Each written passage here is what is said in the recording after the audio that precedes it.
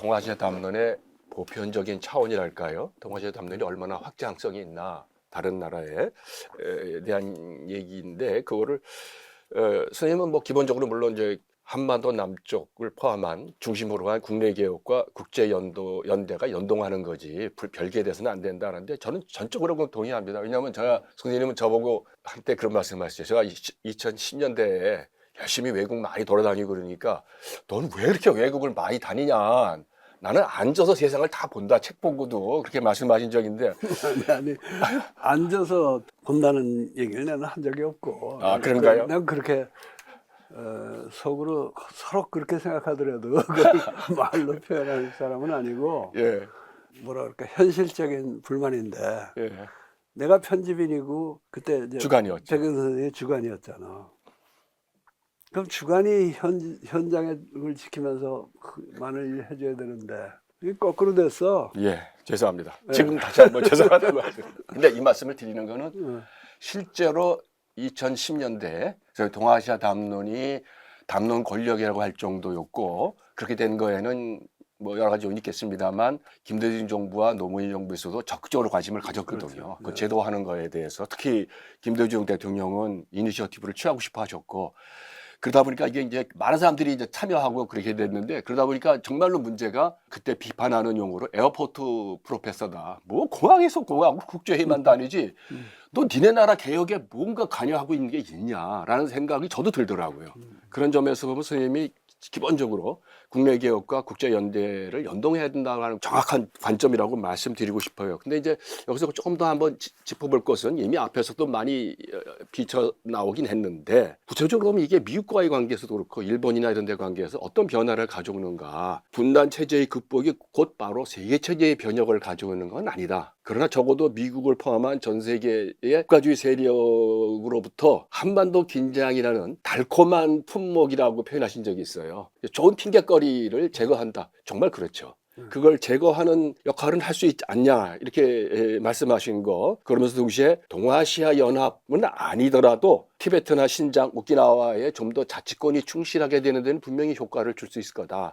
뭐 이런 말씀하셨어요. 그런데 지금 상황에서도 그런 말씀은 뭐 그대로 유지될 거라고 생각을 듭니다.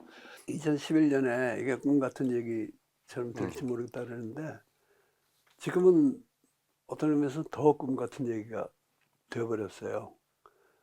그 이제 하나는 그 당시 이명박 정부였는데 지금은 훨씬 더 어이없는 정권을 들어섰기 때문에 내가 이제 그걸 변칙적인 사건이라고 말한 거는 더 쉽게 말하면은 긴 역사에서 볼 때 이게 하나의 해프닝이다. 예, 그런 거죠. 지금은 그런데 국제 상황 자체가 더 고약하게 된 것 같아요. 한국의 경우는 이게 뭐 하나의 해프닝으로 끝날 수 있지만은 제일 큰 차이가 역시 미국 같아요.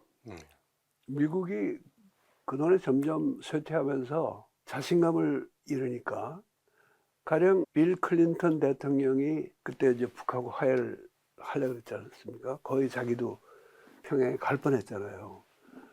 근데 그거는 클린턴이 무슨 특별히 우리 민족을 사랑해서 남북한의 통일이나 또는 화해 협력 과정을 미국이 밀어주면은 미국의 영향력이 휴전선에서 압록강까지 올라갈 수 있겠다는 그런 자신감이 있었던 거예요.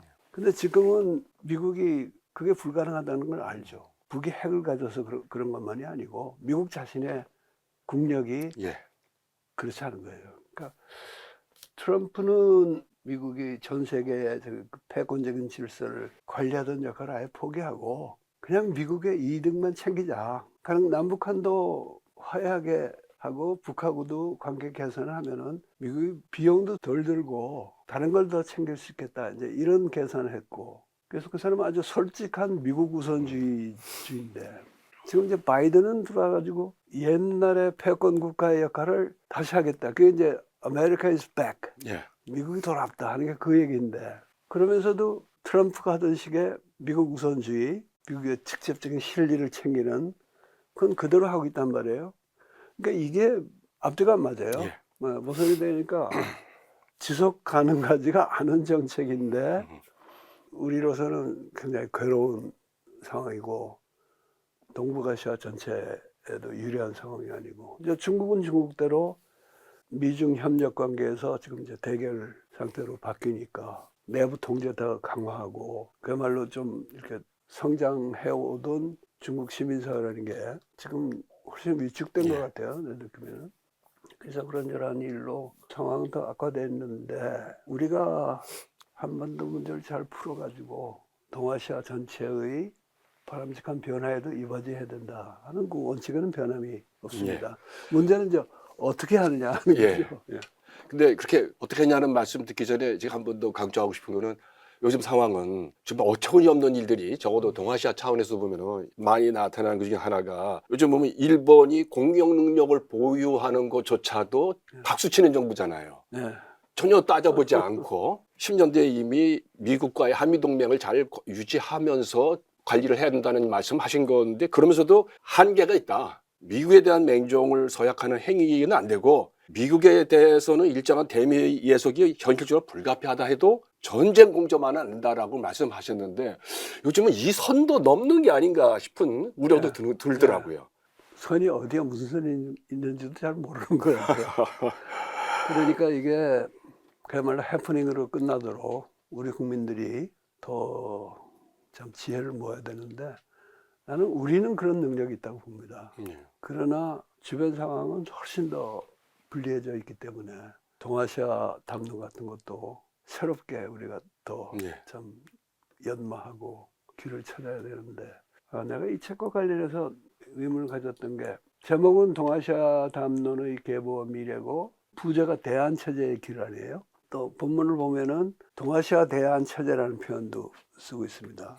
근데 아시다시피 나는 동아시아 체제라고 말할 수 있는 건 없다. 한반도의 분단 체제라고 말할 때하고 전 세계 체제를 말할 때 자본주의 세계 체제를 말할 때 그때도 그 체제의 차원이랄까 체제의 체계성 또는 자기완결성 그 차이가 있는데 그런 차이가 있다는 거를 알면서 사용하면은 세계 체제, 한반도 체제, 분단 체제 이런 얘기를 하는 게 상당히 편리하고 유용하다고 보지만은 그걸 동아시아에 갖다 넣어서 동아시아 체제 얘기하는 건 내가 늘 반대했잖아요. 근데 이제 동아시아 대한 체제라고 말할 때 의미가 좀 모호한 것 같아요. 어떻게 보면은 동아시아 체제가 지금 있는데 그것에 대한 체제를 건설하겠다는 얘기일 수도 있고 아니면은 분단 체제와 세계 체제의 대안을 만들어 나가는 노력을 통해서 그러한 동아시아 담론을 통해서 세계 체제 변혁 또 분단 체제 변혁에 이바지하겠다는 얘기일 수도 있고 근데 이거는 독자들 간에도 나는 꽤 혼란이 있을 것 같으니까 저자가 한번 좀 정리를 해주시면 좋을 것 같아요. 예, 일반 독자가 어떻게 볼지도 문제지만은 우선 이 용어는 제가 만들어낸 용어는 아니고 모두에 말씀드린 90년대 초부터의 동아시아 담론이 유행할 때 거기에 몇 개의 계보가 있다. 그 중에 하나 창비 진영이 주로 하는 것을 이름을 붙이는데 어떤 학자는 비판적 동아시아론이다라고 했고 윤여지란 친구죠. 윤여일이라는 친구가 박사 논문 쓰는 데서 동아시아 대안체제론이라 이렇게 얘기를 한 거를 저는 비판적 동아시아이라는 말을 주로 쓰다가 좀 너무 비판적이라는 말도 좀 공허해질 수가 있거든요. 뭐에 대한 비판이냐가 명료하지 않을 수가 있어서 대안체제론이라는 말을 이제 여기 이 책을 쓰면서 채용을 했고 부제까지 강조했는데 그거는 선생님이 말씀하신 거하고는 좀 다르다. 세계 체제가 있고 한반도 분단 체제가 있는데 중간에 동아시아 지역 체제를 만들려고 하는 있다는 얘기도 아니고 그걸 만들려고 하는 의도도 없다. 제 기억으로는 90년대 후반 2000년대 초에 잠깐 그렇게 미국의 빙햄튼 쪽에서 그쪽에서 그런 걸 만들려고 하는 그룹이 있었던 것 같긴 한데 성공한 적은 없습니다. 한반도의 변혁 담론을 추구하는 동아시아론이 있었다. 한반도 안이 변혁 담론이다. 그래서 대안을 뭘 만들려고 했던 거다. 말하자면 분단 체제를 넘어서는 어떤 대안, 그 뭐 여러 가지 있을 수 있는데 그런 걸 만든다는 의미에서의 대안 체제론이었지. 동아시아 차원에서 대안 체제가 존재하거나 만든다는 그런 의도는 아니었습니다. 정리해 주셔서 잘 된 것 같아요. 또 그게 정리가 필요한 대목입니다. 왜냐하면 별 생각 없이 왜 체제란 말이 붙으면 좀 멋있어 보이잖아요. 그래서 동아시아 체제 얘기하는 사람도 있고 대안 체제 얘기하는 사람도 있고 또 경우에 따라서는 지금 이제 일본과 나머지 아시아 특히 일본과 이제 북한의 대립이 이렇게 심해지고 하니까 그거를 무슨 동아시아의 대분단, 대분단 체제. 대분단 또는 대분열 체제, 분단 체제라고 이렇게 말하는 사람도 있는데, 그거는 담론이 지속성을 갖고 보편적인 어떤 그런 파급력을 지니려면은 거기에 들어가는 개념이 엄밀해야 된다고 봐요. 그 개념에 대해서 아무 생각 없이 멋있는 용어를 갖다 쓰다 보면은 그 지속성이 없어진다고 봅니다. 그래서 그런 건 좀 정리를 해두고 넘어가는 게 필요하니까. 제가 궁금했던 좀 이론적인 문제이기도 할 수 있는데요. 바로 이중과제론의 동아시아의 적용의 가능성에 대해서 얘기를 좀 옮겨봤으면 싶습니다. 왜냐하면 제가 여기 반영된 백낙총의 공부길 프로 쭉 이렇게 뭐 완전히 다 보진 않습니다. 꽤 많이 본 바로는 관통하는 주요 줄거리가 근대 이중과제인 것 같아요. 이 텍스트 자체도 그렇고요, 제목도. 그래서 근데 선생님이 이제 이중과제론이 방금 말씀하신 대로 엄밀한 개념의 엄밀성을 갖고 그것이 또 확장되려면 동아시아의 적용 가능성에 대해서도 한번 따져봐야 된다라고 문제 제기를 하셨어요. 저도 뭐 전공이 이 동아시아 이구르니까 이것이 동아시아에는 어떻게 적용되는가에 대한 뭐 당연히 관심을 갖고 있고 그것에 대해서 생각을 좀 더 가다듬어야 된다, 공부해야 된다라는 생각도 절실하게 있습니다. 그래서 오늘 스님 뵌 김에 그 문제에 대해서 좀 얘기해 보면은 좋지 않을까 그런 생각이 들었어요. 첫째는 아무튼 뭐 나라별로 동아시아의 중요한 나라별로 근데 뭐 일본하고 중국에 대해서만 한정해서 오늘은 얘기했으면 싶어요. 첫 번째 말씀 듣고 싶은 거는 일본의 적용 가능성입니다. 선생님은 우리 텍스트에 8년 전에 쓰신 글인데 성공적인 근대 적응을 위해서도 실다운 근대 극복 노력을 겸해야 한다고 일본에 권고하셨고 그러면서 또 전후 일본의 자본주의 이후 즉 근대 극복을 위한 노력들도 무시해서는 안 된다고 말씀하셨어요. 이건 중요한 것 같아요. 왜냐하면 전후 한국에서는 은히 뭐 교과서만 해도 모든 게 다 우파 교과서가 있는 것처럼 얘기하는데 그거는 문제가 된 출판사의 한 텍스트가 교과서가 문제고 나머지 교과서는 괜찮거든요. 근데 그걸 오해하는 경우도 있을 수 있듯이 일본인들이 전후의 자본주의 이후의 문제, 즉 근대 극복을 위한 노력을 일정하게 인정을 해야 되죠. 오늘도 그렇게 하는 사람들도 있으니까. 그러나 스님은 그 흐름이 한층 위력을 발휘하지 못하는 것은 근대주의를 온전히 벗어나지 못해서 그렇다. 이렇게 말씀하셨어요. 근데 저는 지금도 이 얘기는 그대로 일본에 적용되는 거 아닌가. 물론 저도 요즘 일본 상황 잘 모르지만 대충 제가 보기에는. 나도 현대 일본에 대해서 잘 모르지만은 지금 오히려 근대 적응 일변도로 가는 경향은 더 강화되지 않았나. 그리고 거기에 이제 반대하는 대안적인 노력이 일본에서 쭉 있어 왔죠. 이제 백영석 교수도 책에서 이제 그런 사례를 소개하기도 했지만은, 근데 이제 그런 노력 중에서도 우리가 이게 근대 극복을 지향한다 그러면서도, 그러니까 반자본주의라든가 그러면서도 기본적으로 그 근대주의적인 발상을 벗어나지 못한 것들이 있고요.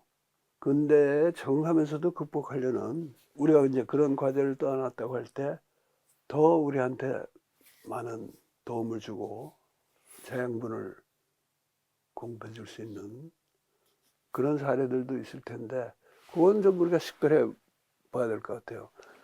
소련 동구의 사회주의가 근대 극복을 지향했을 뿐 아니라 이룩했다고 주장을 했어요. 자본주의가 볼셰비키 혁명으로 인해서 자본주의가 끝나고 그걸 뭐 근대와 현대 이렇게 가르기도 하고, 그러나 지금 돌이켜보면은 그 소비에트식 공산주의가 무너져서가 아니라 무너지기 전부터 그게 사실은 그들 나름의 좀 특이한 근대 적응 노력이 아니었을까. 이제 월러스틴 같은 사람이 그런 해석을 하죠. 그게 자본주의 세계 체제에 적응하고 거기서 살아남고 경쟁력을 확보하는 그들 나름의 독특한 방식이었지, 크게 봐서 자본주의 세계 체제에서 이탈한 적이 없다, 이런 주장을 하잖아요. 원티에준 그 사람이 이제 문화혁명에 대해서 참 독특한 해석을 하는데 중국이 이 자본주의 세계 체제 속에서 살아남기 위해서 본원적 축적을 해야 되는데 서양에 사는 나라들은 이게 식민지에서 막 수탈해오고 아니면은 선진국에서 지원을 해주고 원조를 줘서 그래서 했는데 중국은 식민지도 없고 소련만 해도 별로 지원을 안 했거든요, 원조를. 그래서 자생적으로 하는 과정에서 결국 중국의 그 엄청난 인구, 특히 이제 농촌 인구들의 노동력을 수탈을 해야 되는데 그것을 하게 해준 이념적인 명분을 제공해 준 것이 마오쩌둥의 사회주의고 문화혁명도 그런 차원에서 봐야 된다 하는데 거기에 대해서 백 교수는 어떻게 생각하시는지 모르겠지만 어쨌든 이제 그런 식으로 본인들 스스로는 이게 근대 극복이라고 주장하지만은 그것도 근대 적응의 한 방법이었을 수가 있거든요. 물론 내가 말하는 근대 적응이라는 것, 근대 이중과대라는 것도 근대에 제대로 적응하기 위해서도 극복하는 노력이 있어야 되고 극복을 하려면 적응도 동시에 해야 된다 하는 그런 거지만 그런 것을 이제 의식적으로 하는 거하고 자기는 극복한다고 생각했는데 객관적으로 보면은 그건 오히려 적응 노력이었다. 그렇게 드러나는 경우하고는 좀 다르죠. 근데 일본의 경우는 크게 봐서 적응 일변도로 나가다가 나중에는 이제 영미 당시에 이제 패권국들하고 부딪혀가지고 폭망했잖아요. 예. 폭망했지만은 미국이 도와주고 미국이 점령해서 도와주고 거기다 한국 전쟁까지 일어나고 그러면서 이제 다시 경제 강국으로 살아났단 말이에요. 지금은 경제 강국으로 만족하지 못하고 군사 대국까지 되겠다 그러고 정치 강국이 되겠다 그러니까 되겠다 그러는데 그거는 원래의 일본 군국주의 시절에 근대 적응 노력하고 본질적으로 다른 게 없는 것 같아요. 꼭 그대로 답답하지는 않겠지만은 그래서 참 어떻게 될지 비관적이라고 예. 얘기했었는데 나도 그렇긴 한데 일본 정치도 이대로 그냥 계속할지 아니면은 최근에 말하자면 극우 세력의 구심점이라고 할 수 있는 아베가 죽었잖아요. 아베가 그냥 죽은 게 아니라 아베가 죽으면서 통일교하고의 유사관계 그게 다 폭로됐죠. 네, 다 폭로되고 그래서 모르겠어요. 이 일본 국민들이 그거를 얼마나 거기서 각성을 해가지고 변화를 가져올지 그거는 모르겠지만은 여하튼 뭐 일본도 우리가 포기하지는 말아야죠. 예. 저도 뭐 일본에 대해서 어떤 가능성이 있다라고 말씀드리기 어려울 정도로 저도 비관적이긴 한데 이럴 때 특히 일본 외의 사람들한테 일본의 변혁 가능성을 볼 때 전망하고 그럴 때 늘 보고 싶어 하는 건 저는 오키나와거든요. 오키나와에 대해서 잠깐만 얘기하고 갔으면 싶어요. 네. 왜냐하면 너무 국가 위주로 중국, 일본만이 아니고 우리가 생각하는 근대 이중과제나 이런 거 할 때는 비국가적인 행위자들에 대한 시민 역할도 뭐 얘기하고 그랬습니다만 그래서 오키나와 얘기를 좀 하면은 근데 올해가 바로 오키나와가 일본 본토로 그렇죠. 네. 복귀된 50주년이에요. 네, 1972년에 복귀됐죠. 복귀되기 전에 미국 시정권 안에 있었는데 그렇게 된 데에는 사실 뭐 중국도 동의해줬고 또 한국 정부는 적극적으로 그렇게 되기를 바랬고요. 군사기지를 그대로 두기를.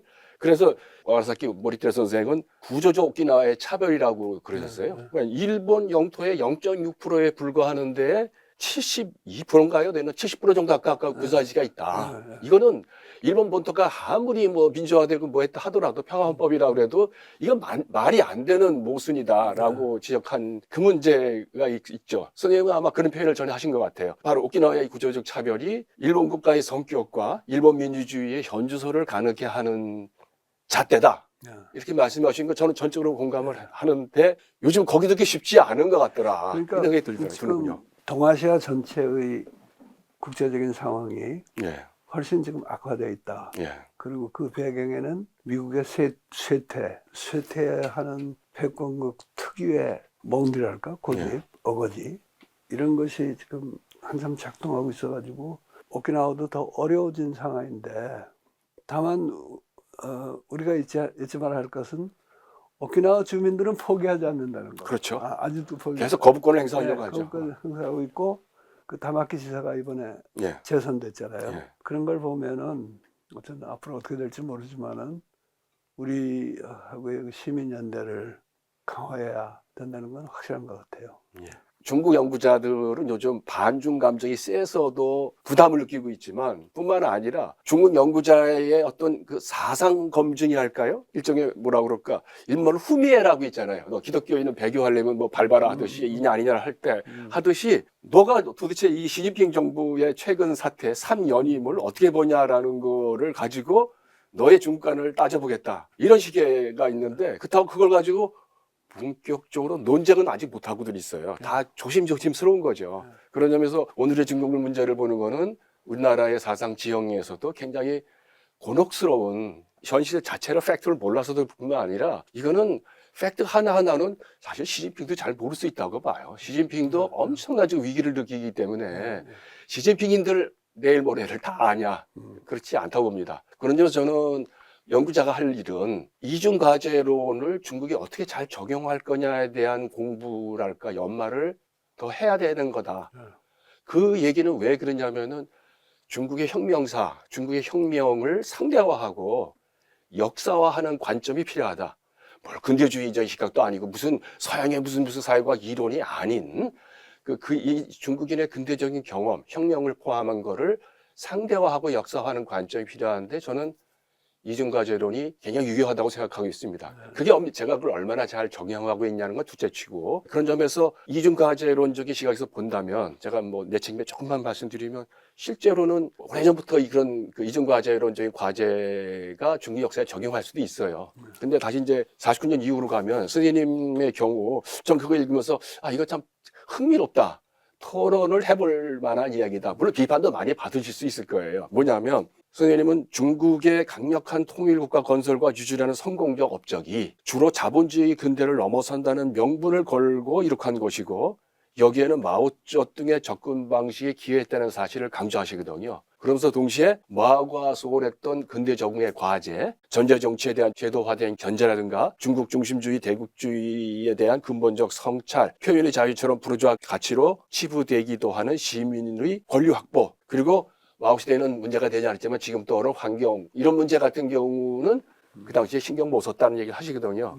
그래서 마오 자체를 근대 이중과제로서 인정할 게 인정하고서 비판하시는 그런 대목이 굉장히 유연한 거고 이거는 그 시대를 역사와 상대화하는 중요한 통찰이 될 수 있을 거라고 생각은 합니다. 그래서 그런 문제에 대해서 좀 더 말씀을 들어보면 어떨까. 마오가 근대 극복을 내세워 가지고 국가도 통일하고 마오 시대에는 뭐 경제적으로 크게 발전 못했지만은 덩샤오핑 이후에 중국의 경제 발전의 터전을 닦은 거 아니에요.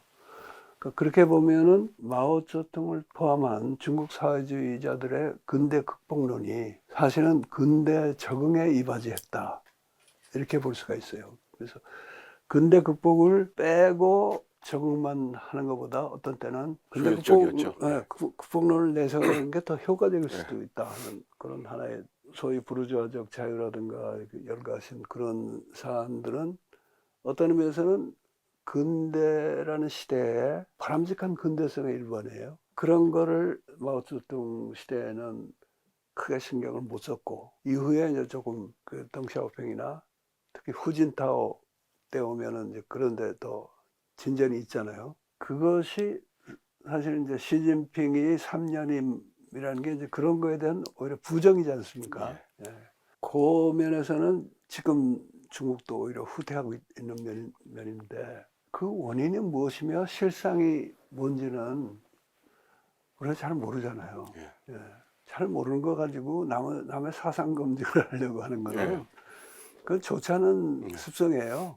그러니까 우리가 사상 검증을 많이 당하고 또 즐겨 해버릇하는 데서 생긴 하나의 타성이라고 보고요. 모르는 건 모른다고 그러는 게 그게 진짜 아는 거라고 공자님도 말씀하셨는데 그런 그 사상 검증 문제는 뭐 그렇다 치고 이건 정말 우리가 좀 중국 특히 그건 뭐 전문가 아니고는 하기 어려운 거니까 3년임 이후에 시진핑 시대가 어떻게 탄생을 했고 또 그 실상이 어떤 건지 어떻게 진행되고 있는지 그거는 좀 공부를 해야 될 것 같아요. 예.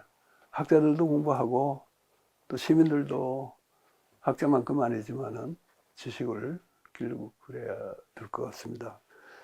근데 사실은 이제 이중과제론이라는 게 근대의 이중과제 아닙니까? 그러면 근대라는 건 이 세계사적인 개념이거든요.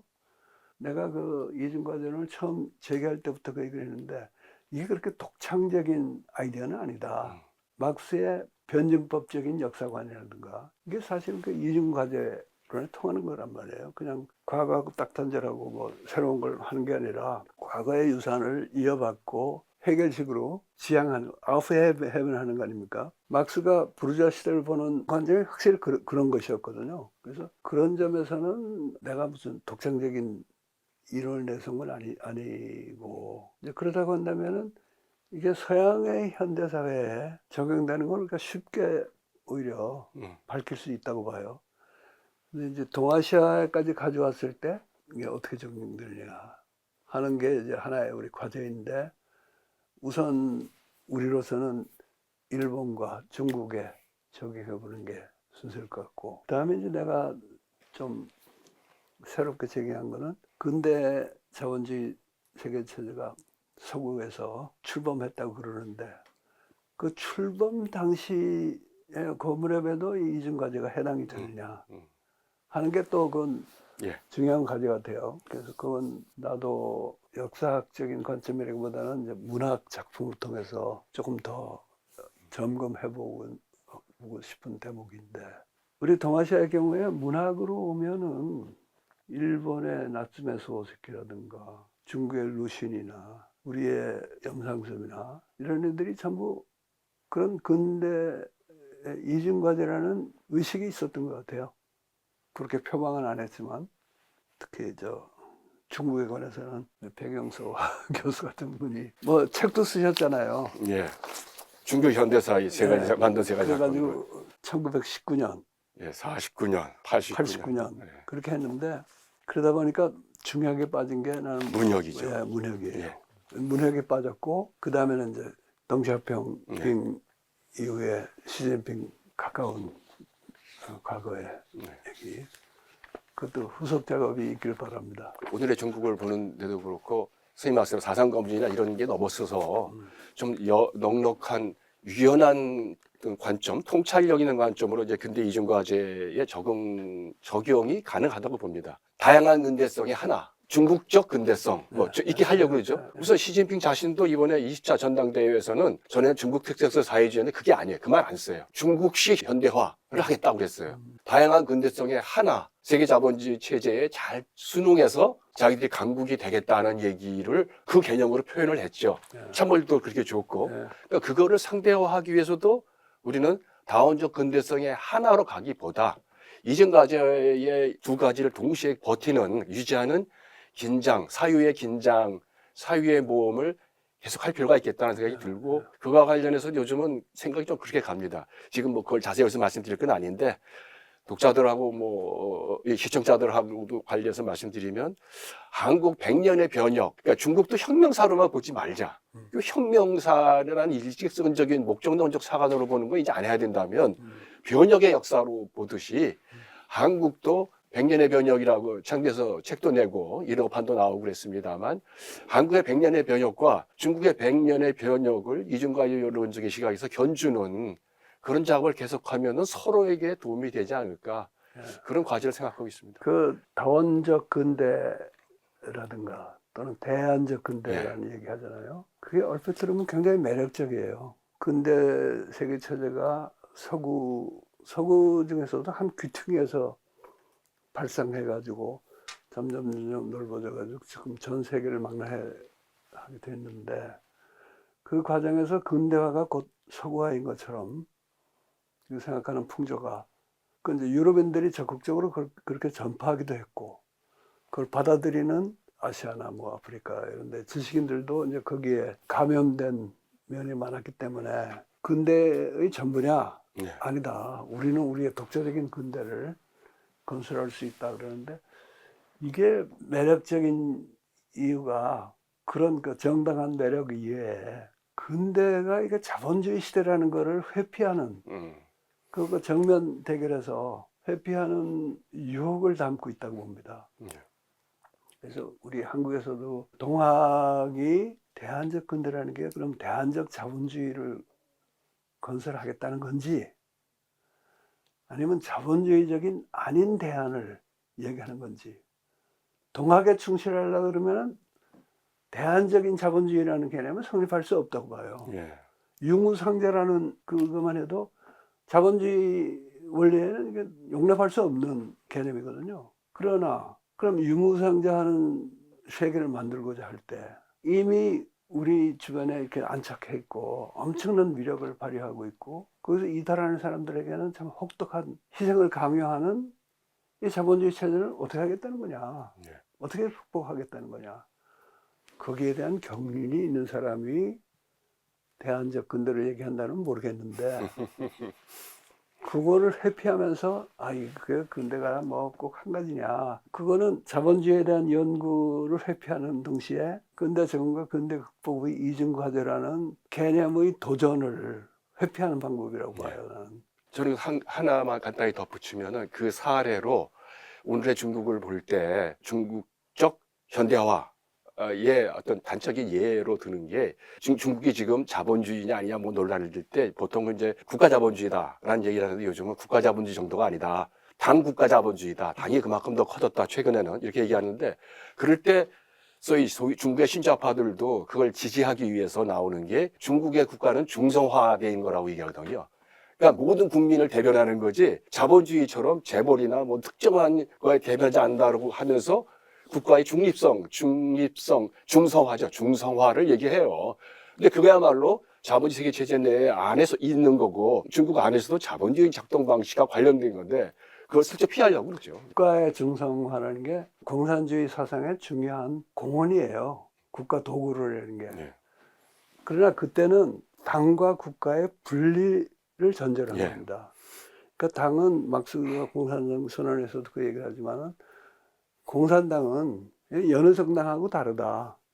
국가 체제 안에 가서 권력을 다투는 그런 체제가 그런 당이 아니고 프롤레타리아 계급의 보편 계급으로서의 이념과 사상, 지향을 대변해서 그걸 가지고 국가를 지도하는 거고 공산당의 지도를 받으면 좋은 국가가 되는 거고 또 나중에 없어질 수도 있고 그렇지 않은 부르주아들이 장악한 국가는 이거는 억압기구다. 이런 개념 아니에요. 그런데 과거에 소련도 그랬고 지금은 중국도 그랬고 당하고 국가가 완전히 유착 관계 예. 아닙니까? 당 주석이 국가 주석이기도 하고 그러면 이건 이제 우리 자본주의 사회에서 사장이 있고 회장이 있는데 결정권은 회장이 행사하는데 사고가 터지면은 사장이 감옥 가고 그래요. 잡혀가죠. 예. 회장이 편리하고 안전하게 회사를 장악하고 운영하는 하나의 그 방식이지. 국가 도구론이라는 걸 우리가 아주 좋게 해석을 하면은 당은 사회와 문화의 대변자고 국가는 협력하고 어떤 의미에서 그 지도를 받는 기구다 이런 개념이니까 오늘 뭐 그 얘기 길게 할 시간 없겠습니다만은 원불교에서 말하는 정교 동심의 예. 개념하고 통해요. 예.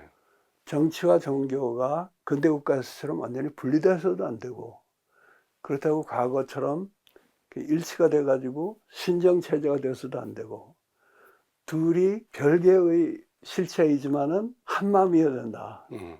그렇다면은 진짜 중요한 그 원칙을 세우는 거는 종교, 그것도 참 제대로 된 종교라야지 그걸 할 수 있겠죠.